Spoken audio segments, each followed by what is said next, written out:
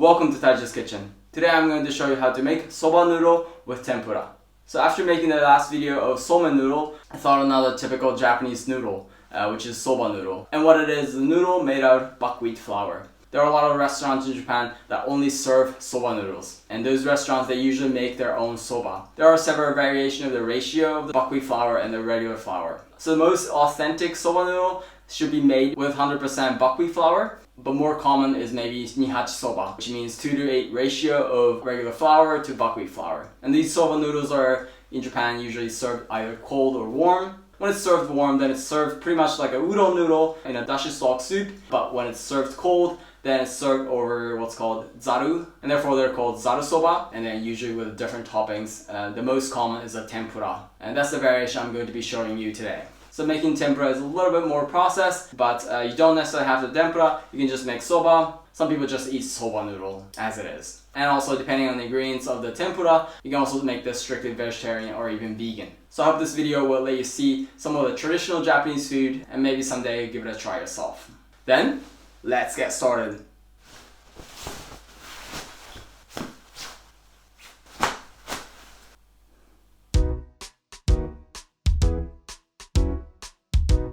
Here are the ingredients for zaru soba with tempura. So I have these soba noodle. Outside of Japan, you would always find these in a dried noodle form. When you buy them, look at the ingredients. The thing about the ingredients is that it's always listed in the order of the amount. So what's listed as the first thing is what's inside the most. Here it says with a percentage, white wheat flour 69% and buckwheat flour 29%. So this is a ratio of 3:7, which is not too bad for a soba noodle outside Japan. But if you can find soba noodle with higher buckwheat content, then try to find those. And sometimes fake soba noodles are made without any buckwheat, or I've seen some soba noodle with cocoa powder to make it look like soba noodle. So just try to find soba noodle with most buckwheat content. Then for the condiment, I have scallion or green onion. And for the Mentsuyu, I have dashi powder, soy sauce, and mirin. If you don't have mirin, you can substitute this easily with sugar. For the tempura, I have very typical ingredients. I have here sweet potato, an eggplant, shishito peppers, shiitake mushroom, and just regular shrimp. And then for the tempura batter, I have an egg, baking powder, and just any kind of all-purpose flour. Then let's start cooking. First, I'm going to cut up the scallion for the condiments.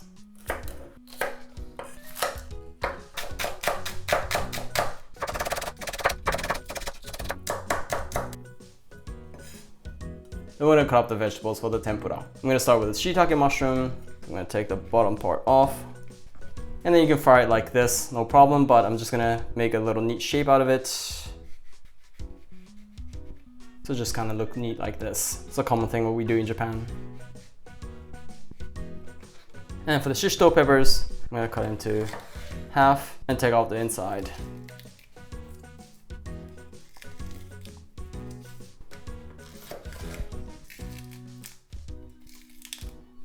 And the eggplant, I'm also going to cut into kind of slices. And the sweet potato also in the similar slices.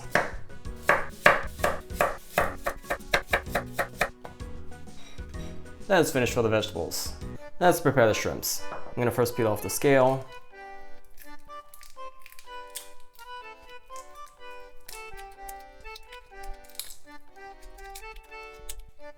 When you prepare the shrimps on a cutting board like this, wooden or bamboo cutting board, make sure you wet the cutting board first. Otherwise, the odor of the shrimp or seafood is going to sink into the cutting board. It'll be difficult to wash it away. Then next, I'm going to take away the intestines. So the shrimp intestines is on the back side. Oh, the shrimp doesn't have intestines. Sometimes it happens. This also has very little intestines. This is the intestines. So the preparation is pretty much finished, but if you fry the shrimp like this, they're going to curl up like this because of the muscle inside here. So what I'm going to do now is I want to make it straight. To do that, I make small slits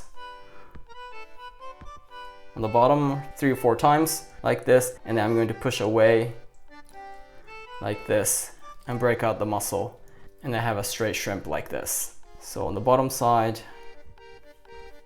3 or 4 slits like this, and then push away, and then you have a straight shrimp. Oh yeah, I almost forgot. I also want to cut up the tip of the shrimps because the shrimp's tail is kind of like a sack where they have liquid inside and sealed. So what we want to do is I'm going to cut away the tip of the tail and try to get rid of the liquid that's inside, just like this. And also this pointy end, you might want to get rid of that too. Otherwise it can sting you inside your mouth. So I'm going to cut off the tip like this and tip off, and then get the liquid outside.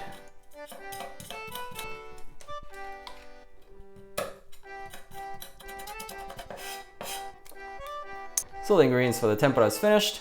Next we're going to make the Mentsuyu. So there are some variations, and of course it's a preference thing, but today I'm going to make a little bit thinner variation than the one that I made for the SOBA noodle. For that I'm going to put in 4 tablespoons of water, 2 tablespoons of soy sauce,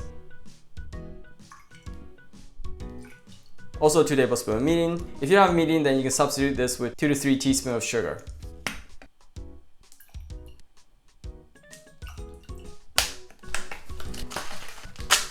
And this about half teaspoon of dashi powder, or about 2 to 3 grams.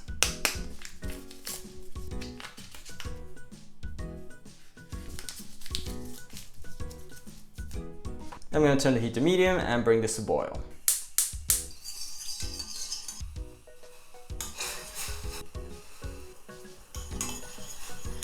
So once this has come to boil, this is finished, I'm going to turn the heat off and put it in a different container.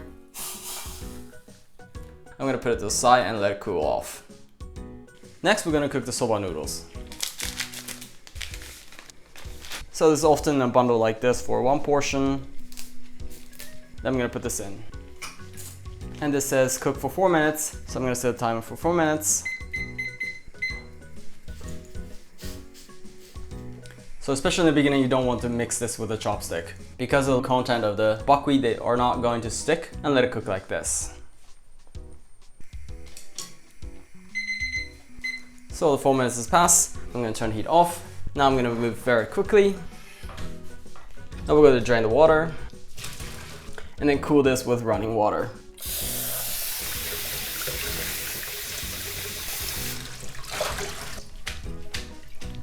Once it's cooled off, then this is finished.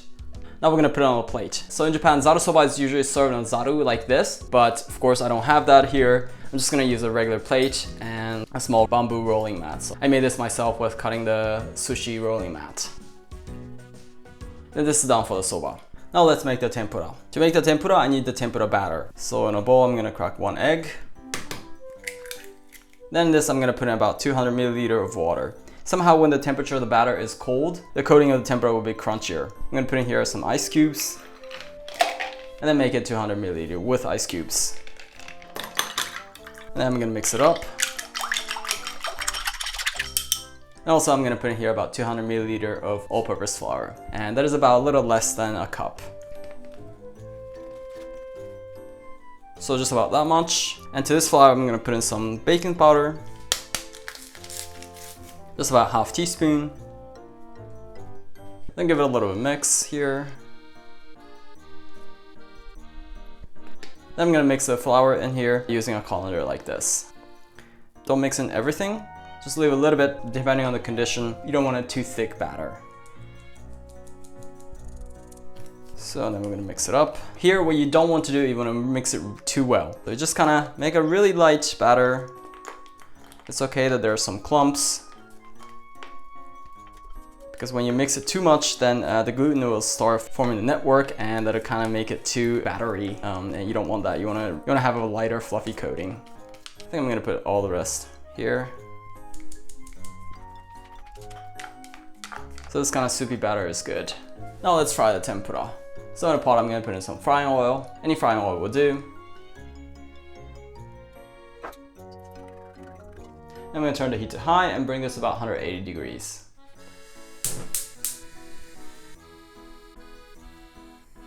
So once this reached about 180 degrees, I'm going to turn the heat to medium. If you don't have a thermometer like this, don't worry. What you can do is you can put in some of the batter. And when the batter comes directly on the top, then this is about 100 degrees and perfect for the tempura. So I'm going to first start with the sweet potato, because it's going to take a little bit longer time.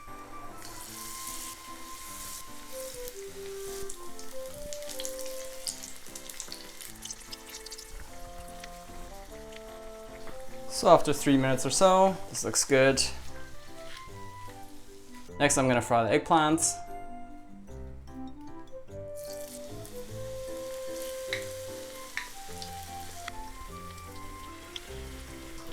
So this will take a lot less time, about 2 minutes or so.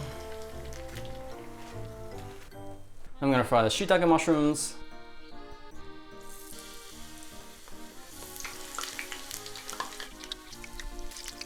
This takes also a lot less time. After a minute or two, this is also finished.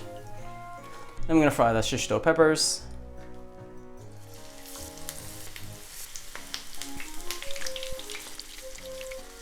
And this will take much less time, just about a minute or so is good. Now finally, let's fry the shrimp. If I dip the shrimp in the batter directly, there's a good chance that the coating will peel off. So to prevent that, I'm going to first coat the shrimp with the flour like this. And then we're gonna dip in the batter like this, and then fry it. And when you fry them, make sure you turn away from you, like this, so that even when it splashes away from you. So after about 2 minutes or so, this is good. And these are finished for the tempura. And by the way, don't worry if you have a lot of batter left over like this. What you can do is you can make so-called Tenkasu. To do that, you just kind of fry the batter like this, just as the batter.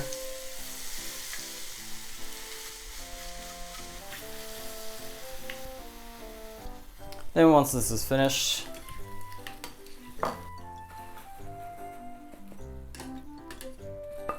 then we're going to turn the heat off. Then I have here so-called Tenkasu. These are used for takoyaki or okonomiyaki, but you can also use it as a topping for udon noodle or also even in a miso soup. But add a little bit extra to the flavor. Then this is finished for the tempura. Let's put everything on a plate.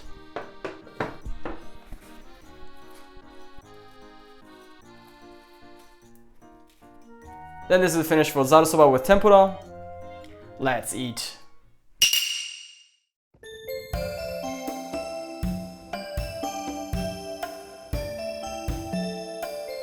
Oh, this looks so amazing. Can't wait to eat.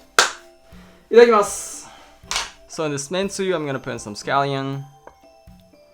Just like this. Then first I'm just gonna eat the noodle as it is. So with the soba noodle, I'm gonna slurp quite furiously. So if you don't like the sound of slurping, please skip to the end. Itadakimasu.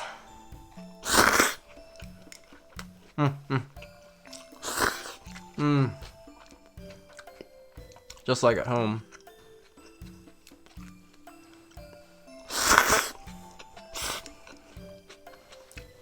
So now I'm gonna eat it with the tempura. Itadakimasu.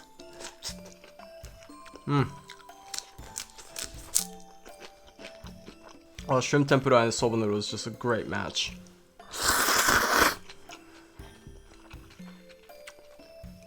Now with the other tempura, the shishito peppers. And the shiitake mushroom.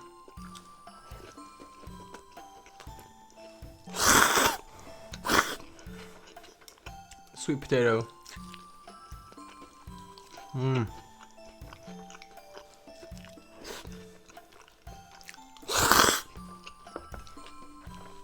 the eggplant.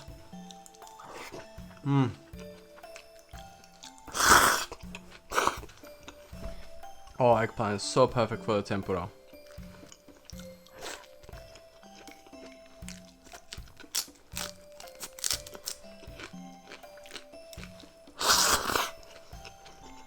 So other tempura are of course as great, but shrimp tempura is just the best. Shrimp is king of the tempura, definitely.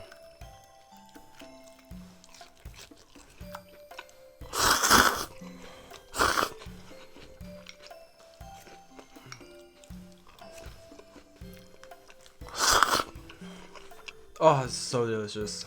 So I think there are two kind of people in the world. People who eat their favorite thing in the very beginning, and there are people who leave their favorite thing at the very last. And I'm definitely the latter, because I love shrimp tempura. Itadakimasu.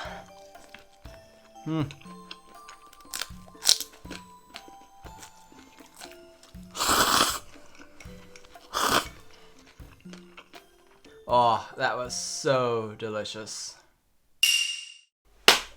ごちそうさまでした. Oh, that was so totally savory. So as you saw, making this zarusoba with tempura has a lot more steps and a little bit more complicated than my other recipes in my channel, but it's definitely worth the time and effort. And of course, you don't have to have all these different tempura. You can have just one or two that tempura, or you can also just make zarusoba without any tempura. And in Japan, there are a lot of people who eat just zarusoba without any toppings, especially if you can get quality soba noodles. If you enjoyed my video, I'd love it if you could give me the thumbs up so that this video can be spread out to many people. If you have any questions or feedbacks, I'd love it if you could write anything in the comments below. I always really enjoy reading your comments. Then, I look forward to see you in the next video. Bye.